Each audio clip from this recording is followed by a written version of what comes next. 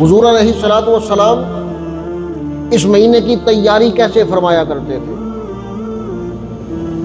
اما عائشہ صدیقہ رضی اللہ تعالیٰ عنہ فرماتی ہیں کہ نبی کریم صلی اللہ علیہ وآلہ وسلم آپ پورے سال میں رمضان کے علاوہ پورے سال میں آپ گاہے گاہے روزہ رکھتے تھے، یعنی سوموار کا روزہ آپ باقاعدہ رکھتے تھے، پیر شریف کا، ہر مہینے کے ایام بیض کے روزے رکھا کرتے تھے۔